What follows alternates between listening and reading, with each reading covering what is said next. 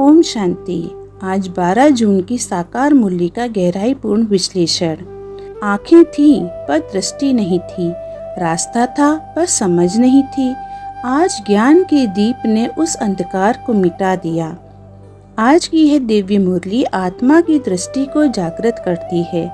यह स्मृति दिलाती है कि हमें शरीर नहीं आत्मा बनकर जीना है। यह मुरली शिव बाबा की वह रूहानी चिट्ठी है जो हमें स्मृति कराती है कि हम भटकती रूहें नहीं बल्कि शांति धाम और सुख धाम के वासी हैं। इसमें सतयुग की एक मत की ताकत से लेकर संगम युग की सर्वश्रेष्ठ सेवा तक की अनमोल बातें समाई हुई हैं। मुरली विश्लेषण। पहला, ज्ञान की दृष्टि का जागरण।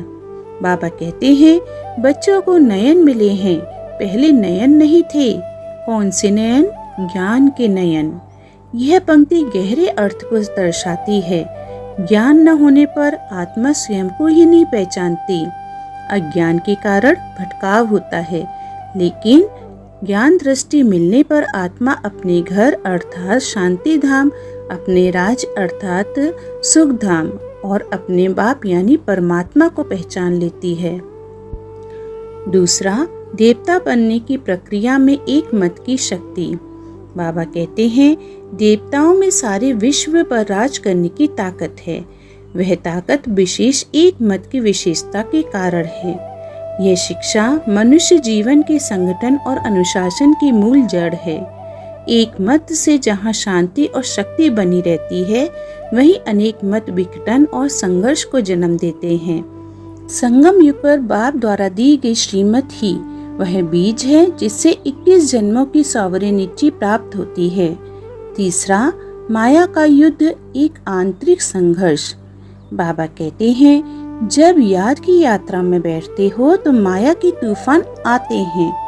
युद्ध चलता है, उससे घबराना नहीं है। यह वाक्य बताता है कि माया कोई बाहर की शक्ति नहीं बल्कि अंदर की वह स्मृति विचलन है जो आत्मा को देही अभिमानी बनने नहीं देती। इस युद्ध को जीतने का उपाय है स्मृति, पुरुषार्थ और बाबा की याद। चौथा, अंतर्मुखता की गुफा यानी आत्मिक रक्षा कवच। बाबा कहते हैं, अंतर्मुखता की गुफा भी सबसे न्यारा और बाप का प्यारा बना देती है। यह सच्चा योग है, ब्राह्य चकाचौंध से हटकर आत्मा की गहराइयों में उतर जाना। अंतर्मुखी आत्मा ही विश्व के प्रभाव से परे रह सकती है। यह आत्मा सहज ही सागर जैसे गंभीर, संतुलित और हर्षित मुख बन जाती है। पांचवा, वर्तमान सेवा, यज्ञ और भविष्य की सॉवरेनिटी। बाबा कहते हैं, तुम विजय माला के दाने पूजने लायक बनेंगे।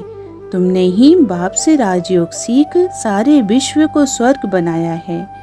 ब्राह्मण जीवन मात्र साधना नहीं है, यह विश्व के पुनर्निर्माण का दायित्व है। सेवा और योग का यह संयुक्त पुरुषार्थ ही हमें पूज्य से पुजारी की यात्रा में चढ़ती गला देता है। विशेष पुरुषार्थ बिंदु। पहला, 8 घंटे की यात्रा। हर ब्राह्मण आत्मा को बेहद सरकार का सहयोगी बन कम से कम 8 घंटे बाप की याद में रहने का अभ्यास करना है। यह ईश्वरी नौकरी का टाइम टारगेट है। दूसरा, माया के तूफानों से नहीं घबराना। याद की यात्रा में जो भी अंदरूनी संघर्ष हो उनसे डरना नहीं है। यह एक अग्नि स्नान है जो विकर्म विनाश करता है। तीसरा, आत्मा स्मृति का गहना पहनना। हर कर्म में आत्मा की स्मृति बनी रहे, इसी से देही अभिमानी अवस्था पक्की होगी। चौथा, त्रिमूर्ति चित्र और बैज का प्रयोग। स्मृति को टिकाने के लिए ब्राह्य सहारे जैसे चित्र, बैज, पॉकेट साहित्य का भी उपयोग हो।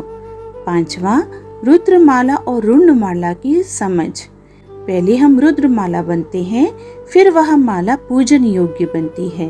पुरुषार्थ की पहचान, हम शिव बाबा के गले का हार बनने योग्य बने।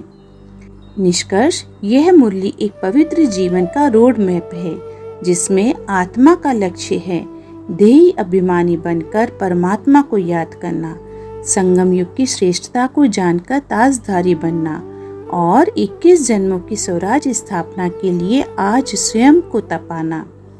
मुरली हमें न केवल ज्ञान देती है बल्कि पुरुषार्थ की प्रेरणा, तप की तीव्रता और याद की मिठास का अनुभव भी कराती है। अच्छा, ओम शांति।